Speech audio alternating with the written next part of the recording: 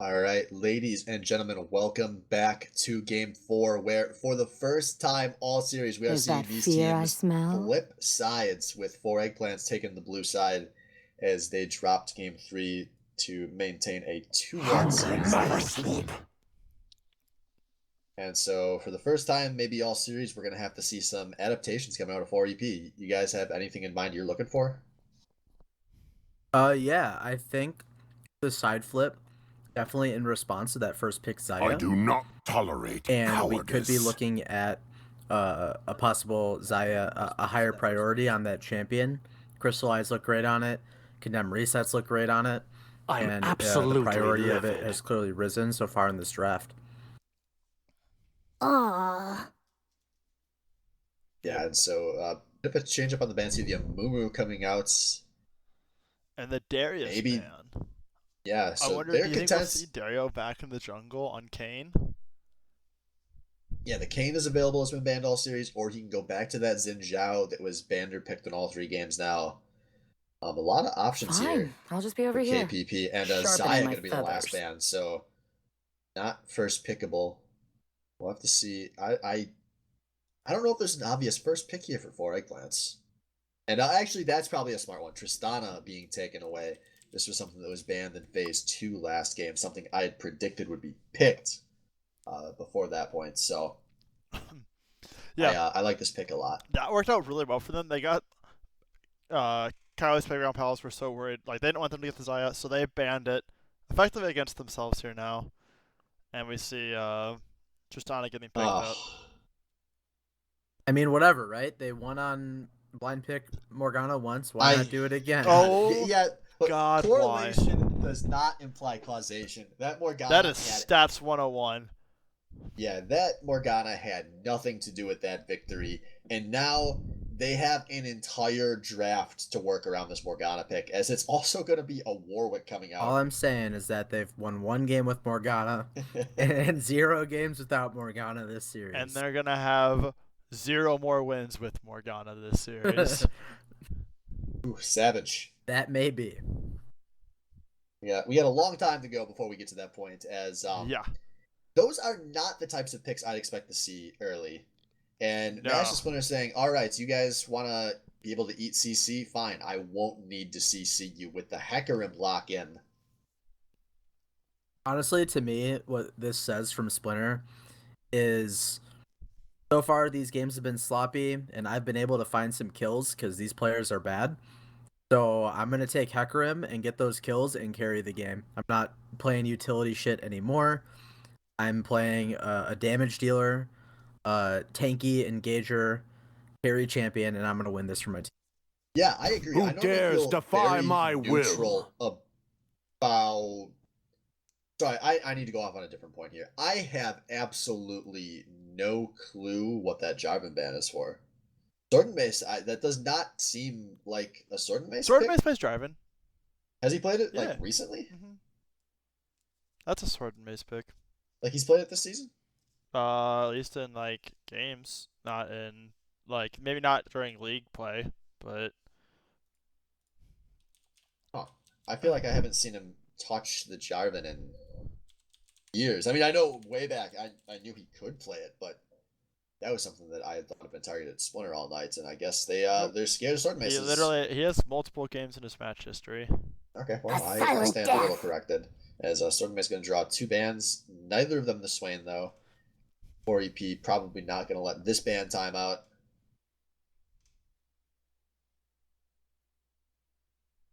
I actually wouldn't be surprised to see a Swain pick out of red side. Gottman sort of plays it. And it's weird to see a Jarvan ban and a Kennen ban, but not the Swain ban. Yeah, but they do have the counter pick available if they want to let Sword That have. might be Warwick top as well.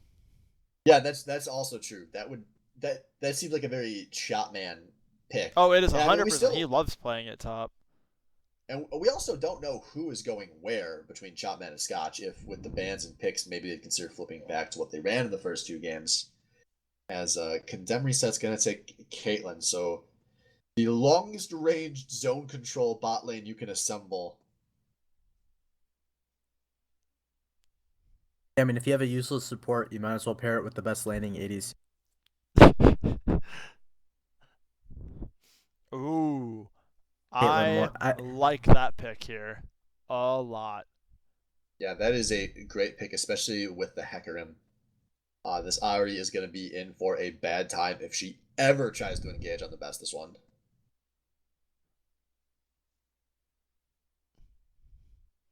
Yeah, that nullifies a lot of Ari's kill pressure mid lane. Not that he had much last game, but just being able to block spells Alistair and then is a lock them down. placeholder for Malphite. Alistair's a placeholder for Malphite.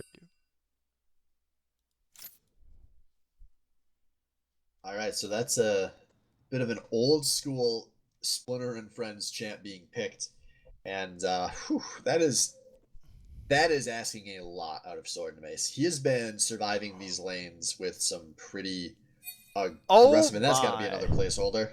Damn it. That's Gnar. Yeah, that's gonna be That's Gnar. Gnar. So Ah. that is gonna put Warwick in the jungle, and this is exactly the point I was about to get into with the Malphite. They are asking so much from Sword and Mace on this pick. He's been surviving lane with the cannon and the Swain. Now he's going to play a champ that can just straight up get brutalized in top lane. And he's going to be playing it in a very, very difficult matchup. I mean, Malphite's also a pick that can be 30 CS down, and it's fine. As long as he doesn't die as well.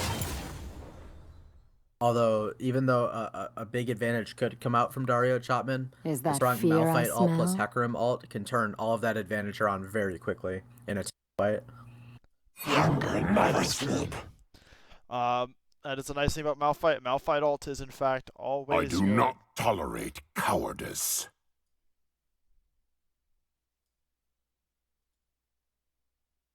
I'm absolutely livid.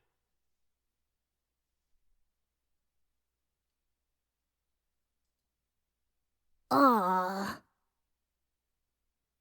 We also get to see some janky interactions between Hecarim and Gnar this game. Gnar trying to jump away as Hecarim hits him. Speaking of interactions, Crucial. we did get to see at the very end of Game 2 the Ornn Azir interaction. He just ignores the Fine, wall. I'll The just wall be just over goes here. straight through him. Sharpening my feathers. Nice. Yeah. Consider that a counter pick.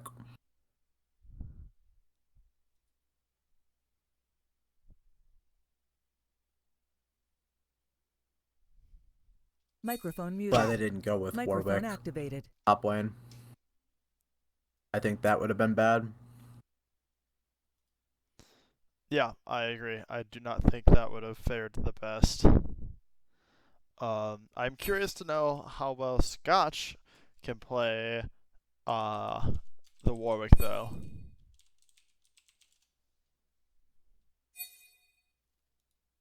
Surprised he hasn't picked any champions like Maokai. Or picked Maokai this game, given that he got a Mumu last game, and Maokai kind of been his second pick in solo queue this season, or at least in practice it has been. I mean, I think A there's a pretty silent high death. chance that this Warwick is actually picked for top lane, and then they flexed it to jungle after The warrior the spirit Malphite was is picked. never They're like, broken. oh, we don't want to face a Malphite. Who dares defy my will?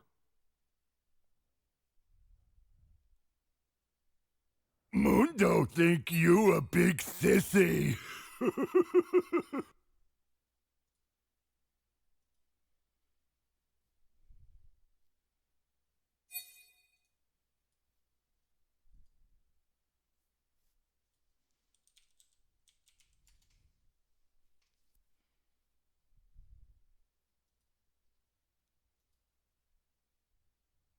I think the better scaling team is actually for EP this game for sure.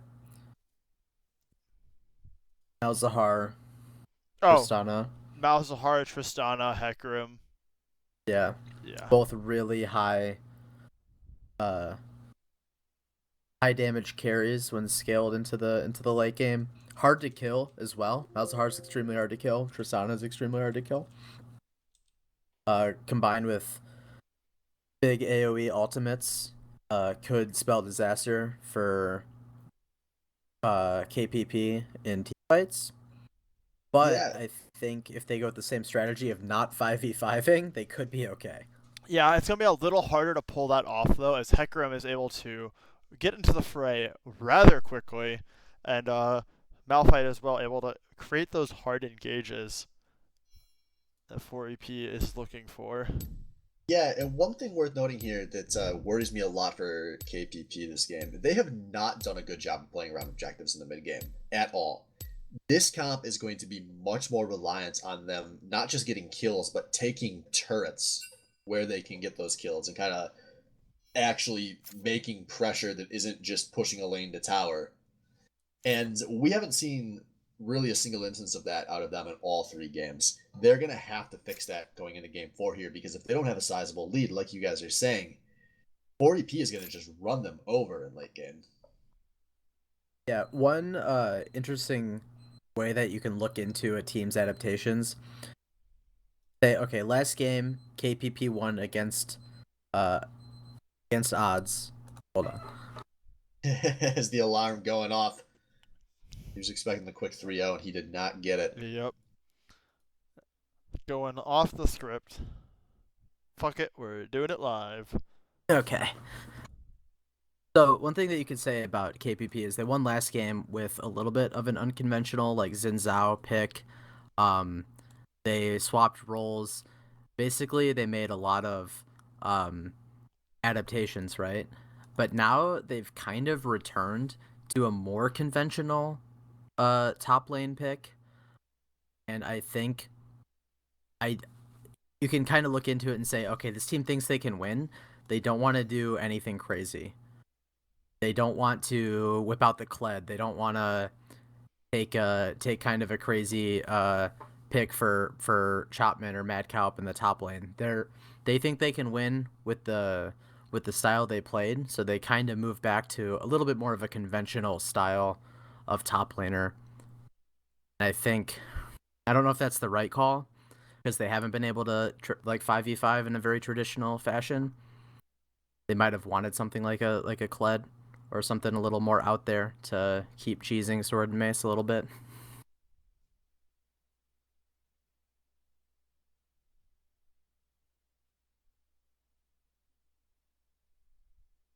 Yeah. No, I think that's is a good point to bring up. I am worried for Sword and Mist, though. The Noir Malphite matchup can be very brutal.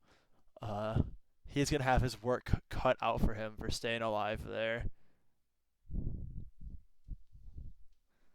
Just needs to not die before he gets tabbies and like a couple, like a half of his first armor Yeah, no, that's item, whatever that is. That is exactly it.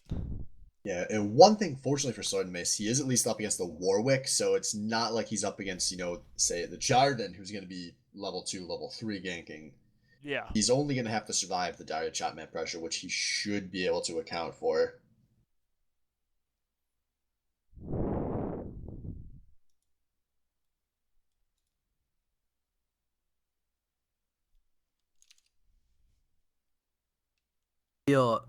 Definitely feel 4EP's team comp is more cohesive this game than KPP's.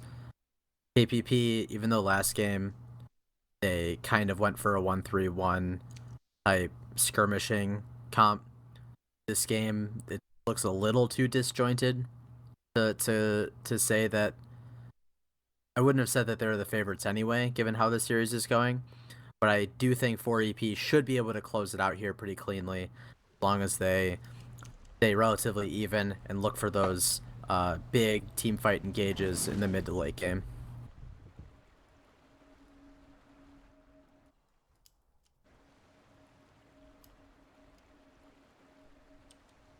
Microphone muted.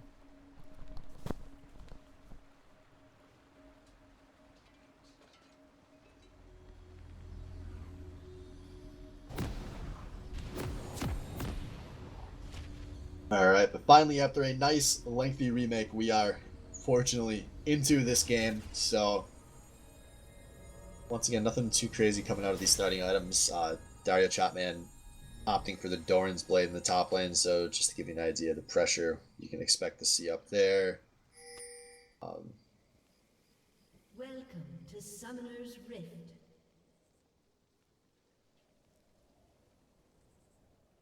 Looks like Beyblade's consistent trash talk will start paying off this game.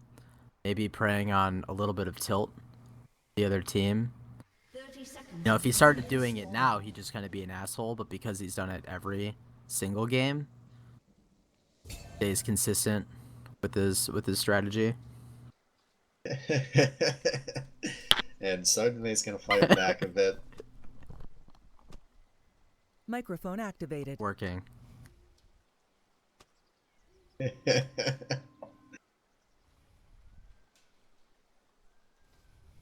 As we know in best of series, gets a little heated sometimes.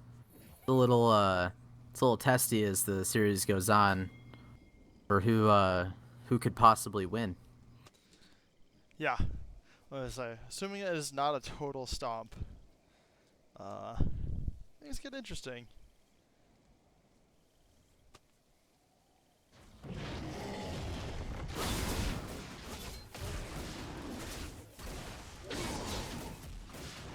So once again, a nice boring jungle start. All these junglers start near their bot side. Man, I just want to say, I get so sad when I watch all these Worlds games and see these super exciting jungle pathing, and then I watch the SBL and everyone starts with their bot lane leashing. Yep. Welcome to the SBL, baby. Yeah, I'm surprised like Hecarim wouldn't start like a blue buff. Some would say that's like an absolutely necessary starting buff for him. Yeah, in this bot lane, it's I mean it's only level 1 pressure, but Crystallize and Sentry are establishing pressure up against this Kate. Watch out, if they get the level 2 first, they might be able to try to force something weird.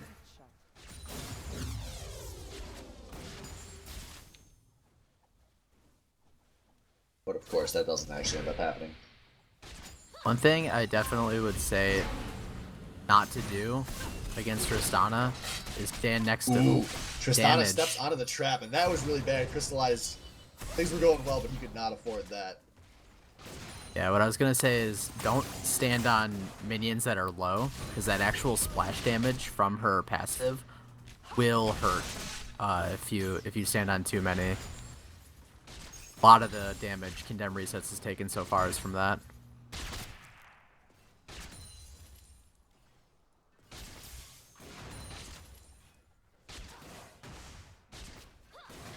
Yeah, big leads actually in all 3 lanes early here for the Playground Pals, but Master Splinter coming in, trying to equalize things in this mid lane, and as soon as the Beyblade trying to get a nice flash away, and he's going to flash at the last second, that will just barely be enough. No, the dot was not. Those visions are prolific, and you know they're legit. That was awful. He could have That flashed was so much greedy. earlier. So greedy. Like, no. And the thing is like, if he would have flashed earlier, he could have had more health, and then he could have stayed in lane too. Like, there was no reason to not flash there, and he got appropriately punished for it. That is a big neon sign saying gank me in the mid lane. Yeah, he needed to flash early. Now that he's made such a drastic mistake, let's see if he returns to the lane confident, or if he starts playing a little bit more scared, maybe a little bit more tilted, now that he's lost a lot of his pressure. And let's be honest here, there's the Beyblade. He has become proficient in playing from a deficit over the course of this series, so at least this isn't something new for him. That is true. He has been having a rather bit of difficulty. However, this is Master Splinter combined with a competent mid laner is quite a scary proposition to lane against.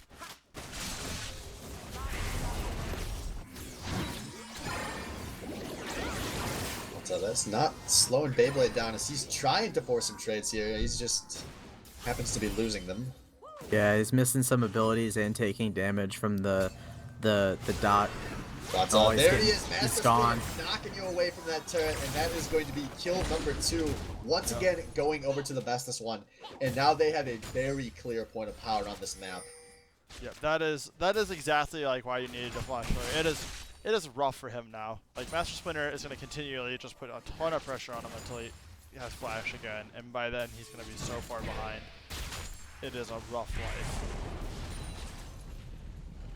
On the plus side, now that he's so far behind, he'll stop taking like really bad trades and just sit under his tower, and maybe he'll stop getting ganked. Yeah, now Sword Mace on That is equal an waves odd way is to look already at it. down. I guess that does have points. That's like the bad advice you get. So, top lane, Sword and Mace is already down 13 and counting CS here. And that seems like a lot, but I honestly think about 2 waves is to be expected this early in this matchup.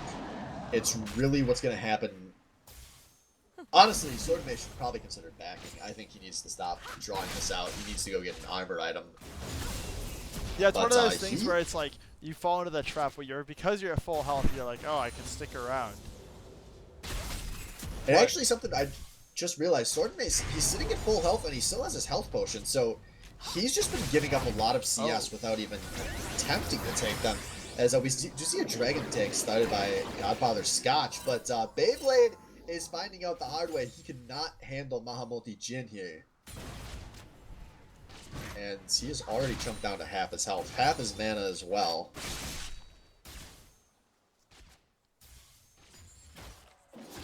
Not a good game to be the Ari. Yeah, that's not where you want to be, that is for sure. Yeah, but at least he can get to level 6 and try to force a play into that. Oh. At least he has a ton of mobility, never mind.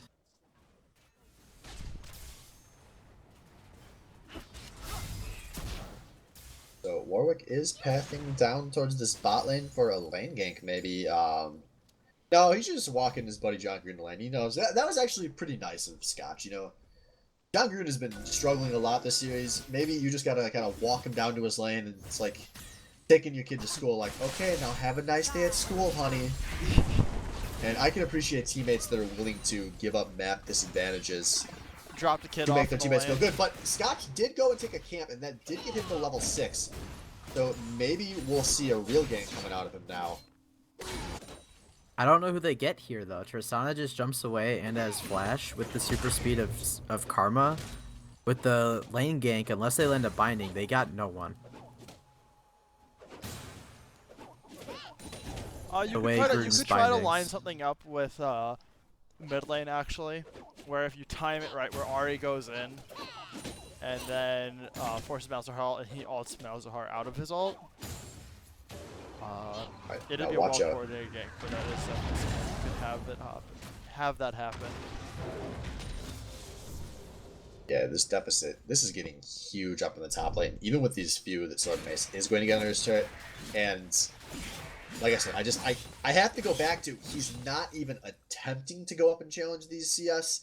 And that's really, really honestly kind of bad. Yeah, but we know Sword and Mace isn't like great. Like he knows he's not that great. So he's just letting it happen, knowing that hey, you know, Splinter's got mid lane 2 kills, bottom lane outscales. I'm fine. I don't know. 30 CS at 9 minutes is that's the same as being down 2 kills. I mean, he's even down EXP here. You know, if we look at the top lane, it's not a lot of EXP, but he is down half a level currently. Although, I guess both these top lanes are going to save their teleport, so that won't turn into anything. But we do see a fight starting. Master Splinter is showing up here as they're trying to put some damage down. Now, John Green finally popping the ult off, but I don't know if that's going to be enough. A bad flash and Morgana popping both the summoners just to die anyways. Meanwhile, in this mid lane, Master Splinter going for the straight 1v2, and those dots are ticking away. Oh, that Ari is going to just barely make it out as Godfather Scotch now flashing after the bestest one, trying to find him here. A silence coming up, but you can't silence a right click. And Godfather Scotch has no health, and there's a fast poke. 1 for 1 there in the mid lane.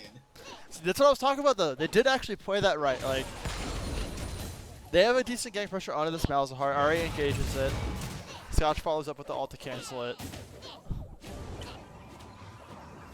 now Sword and Mace is starting to feel this pressure as finally not a first dragon wins, going to be a first dragon infernal, so something substantial on the map for the 4 egg clans.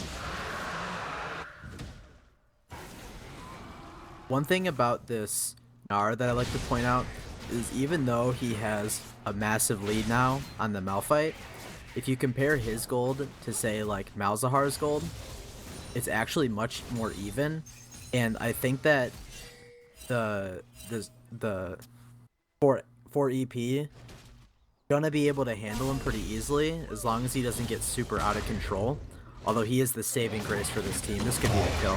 Yeah, he is about to get out of control. Sword and Mace has the ult defensively. Now he's actually trying to fight this one. Maybe a bit ill-advised there as Dario Chapman forces the flash out of the Malphite. That was a weird fight to watch, I gotta say. It was like Sword ulted in defensively, and then he was like, well, I guess while I'm here, and he didn't remember why he was ulting defensively in the first place.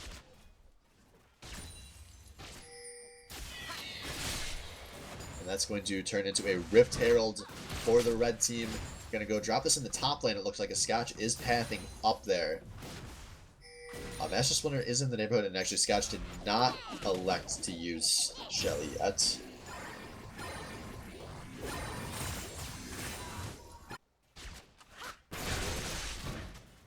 How long is the timer that you get to use Rift Herald after taking it? It's fairly long. Good question. The bottom lane player, I'm never usually the one entrusted with the Rift Herald. I was just saying, I was like thinking about that. I'm like, I was very, very rarely the one entrusted with the Rift Herald power. I pretty much used it like almost right away. I think it's a few minutes. Yeah. Whatever a few minutes. Looking at how fast it's timing down, I want to say it's 4, so 3 or 4 feels right to me.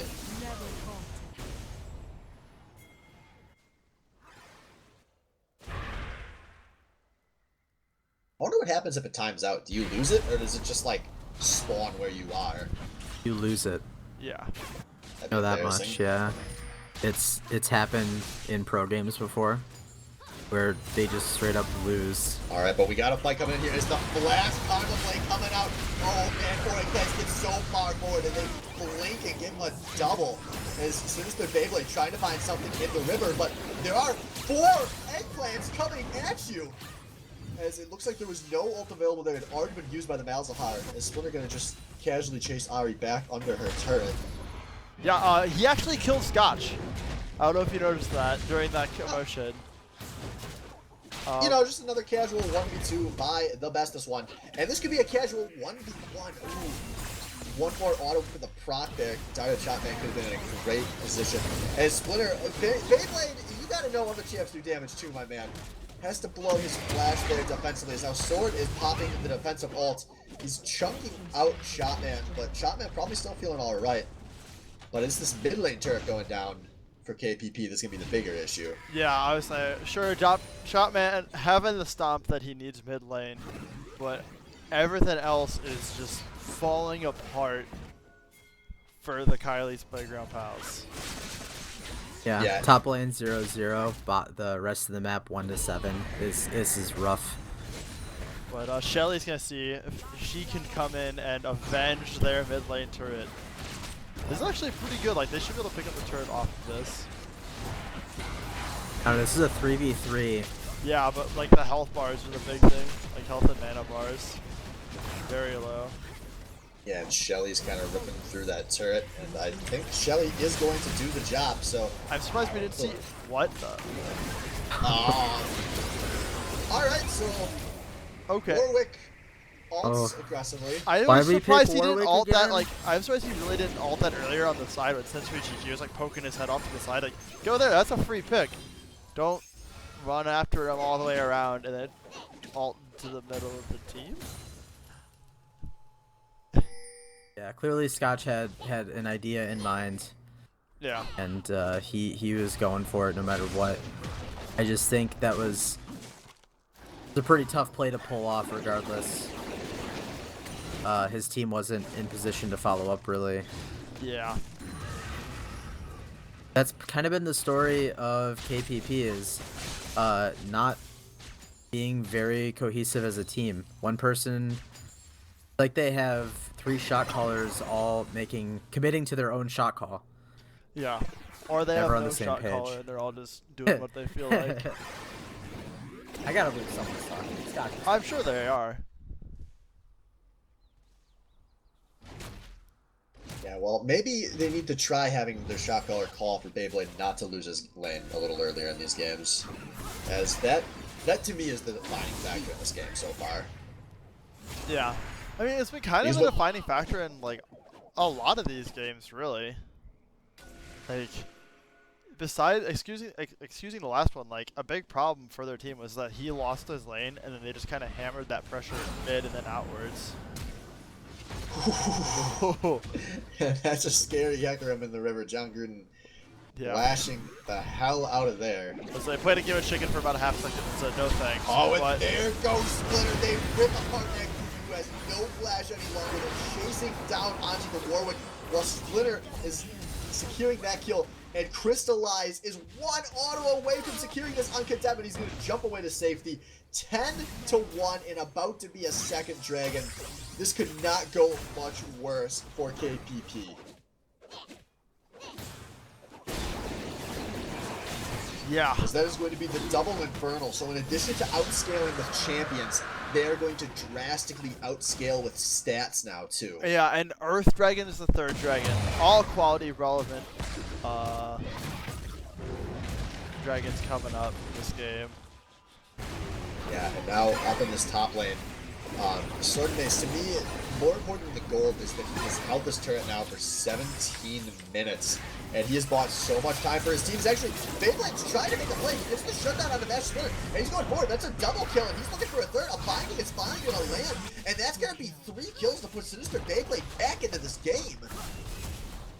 Well, Well- Beyblade shows why he's not a bad player there. No, that was Lost lane, but he knows what he's doing. yeah, no, that was like he was well played by him right there. A lot of greed from the Kylie's Playground Palace. They're like, hey, we've put this Ari down. He's out of it, and appropriately punished. Oh, and Shotman fails the jump there, and that's going to not be enough with the Caitlyn ults to secure that kill. Sensory GG walks out with a splash. And this just shows how KPP should have been playing this whole game. They sit in their lanes this time around, not roaming around the map, not trying to skirmish, and I think it's really killing them. They looked a lot better on champions, where the Ari and the Amumu were roaming and making a lot of plays. Even then, showing the ability to walk into the enemy jungle and try to make something happen. This is a team that should have been doing this a long time ago.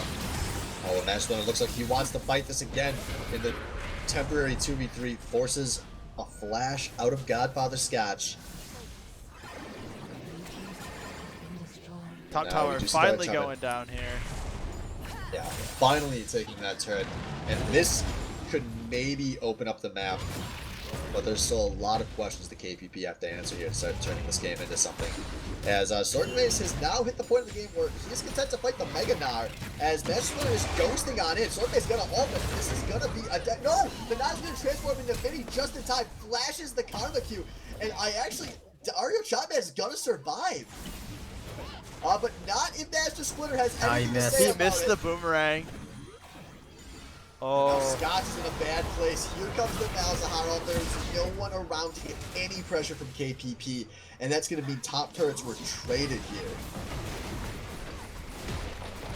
Another instance where Dario Chapman stays to finish off a turret while his team is backed and the other team is roaming around the map.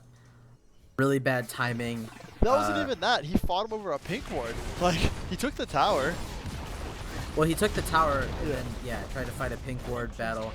He stayed there way too long for minimal gains. Yeah.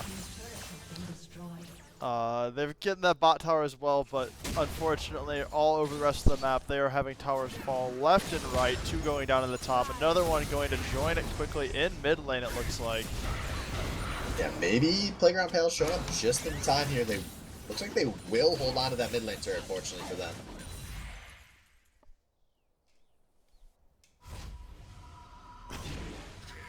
But still, this is getting ugly.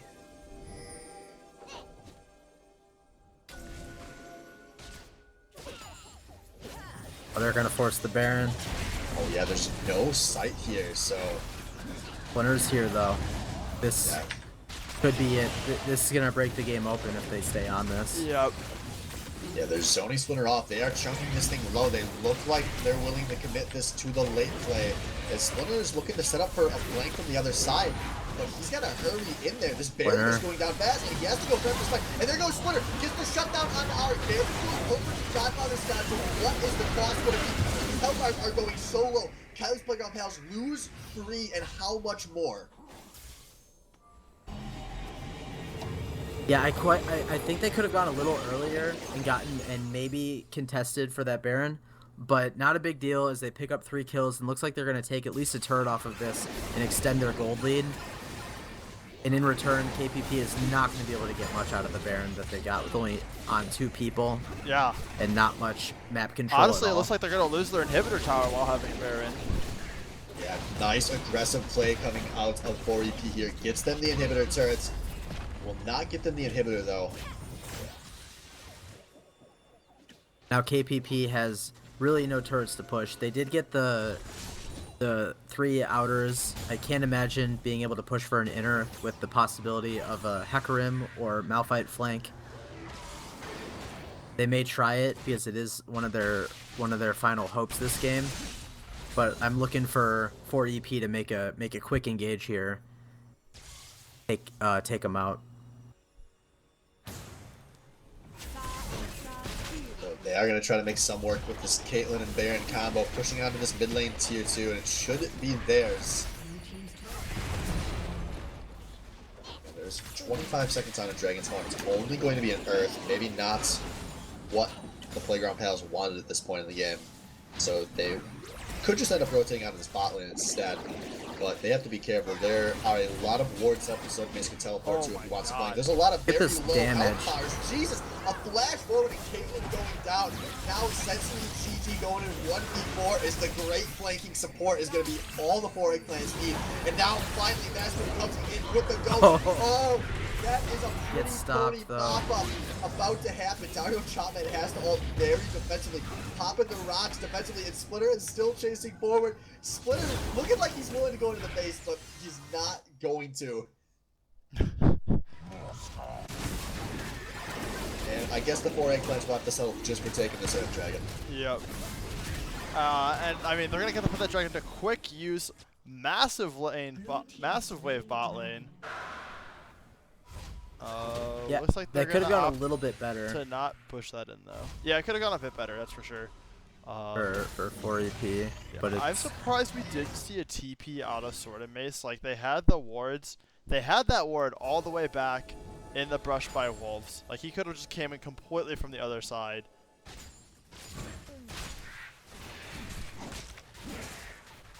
Splinter using his ult to gap close meant he basically could get CC'd for a while. Yeah. But Malzahar damage to kick that off was it was insane. Kind of intense. He got like the freaking gate thing just hit 3 people twice in a row and just so much I mean literally damage. thousands of damage coming out off of two whatever Q, I think. Like that was ridiculous. That's the Q, you're right.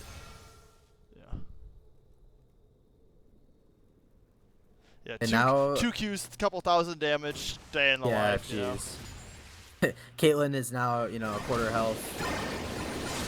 And now KPP is kind of out of tricks right now. Their Baron looks to be gone, and now they're free to lose this game. Oh, and Splinter going into Gus. He's already forced 2 flashes. This is going to be an easy push here. Sword Base going, he gets 2 of the carries with that Malphite ultimate. this could be the last disaster that Kylie's Playground Pals can give up before losing this game.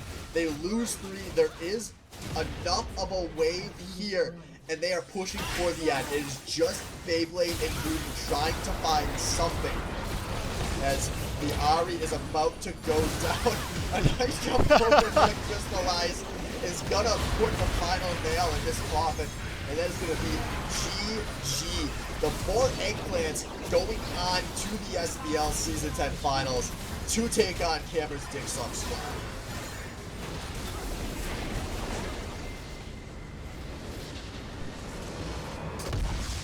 And you know, I would say more than not, they made it look easy.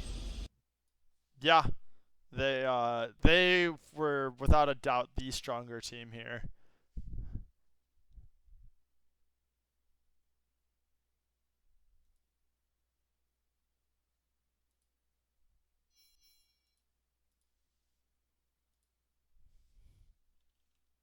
What do you guys think? Who you'd like to bring in as a possible for an interview?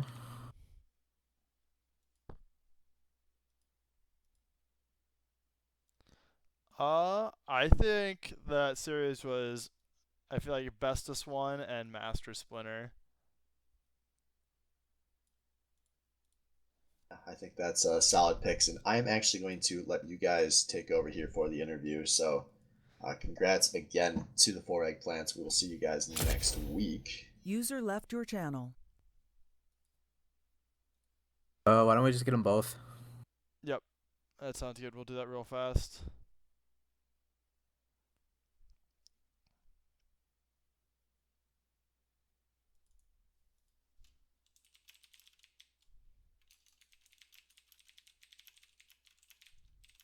We're gonna make this a quick interview. It's getting late. So Sure. User joined your channel. User joined your channel. welcome, guys. Yep. Go on. Congrats on the win. Thanks. That's it. How'd you guys feel about that match overall? I thought we were in control for almost every game. Maybe like the 3rd game, we made a lot of mistakes, but I mean, we made mistakes in every game that we could have polished, but it is what it is. Yeah, I mean, I never doubted that we were going to win that series. I don't think. It's like one bad game. Yeah. I was gonna say, you've been holding up. Earlier on in the season, I remember I asked you what your opinion is on another mid laner, and you said that he was trash and that you were the best mid laner. And so far, everyone you've played against, you've with like some solid help coordination with your jungler, you've done very well for yourself. How are you guys feeling going into the finals? Yeah, I mean, they've played against every mid laner at this point. I don't think in mid lane I've had a game where I was like negative KDA wise, even when we lost. I think it's pretty clear I'm the best mid laner at this point. But I also have the best jungler, so that helps a little bit. That is a scary combination indeed. Strong jungler, strong mid. Definitely a game-winning combination. Yeah, I think obviously it's going to be one of the toughest matchups. They haven't lost a game yet, but you know, we're going to give them the dick, man, and they're going to suck us off. You just answered my question. I was about to ask, are you going to give them the dick? Yes. And are they going to suck you off? They and are the dick nailed suck it. squad. I'm all good. Yeah, they're going to be a tough matchup because one of the best spot lanes with Camer in there. But, you know, he is greedy at times, so hopefully that happens next week. He continues to be greedy when he gets ahead, and he gets punished for it. That's something that we got to look out for. But we also played them at like the height of the Ardent Sensor meta, and now we're like not in the Ardent Sensor meta. Right, and thank I think God. that's a big swing for us. They don't bite. Yeah, I agree. With Ardent getting nerfed, that's going to be really big for any team that we go against that has a really good ADC. No, right on. Tibbs, did you have any other questions you wanted to ask, or? No, I'm all good. I think we got what we needed to get. Yeah, I say keep it simple, keep it sweet. Once again, guys, congrats on your win. Looking forward to seeing you guys play the Suck Squad next week. Everyone else, catch you then. Have a great night.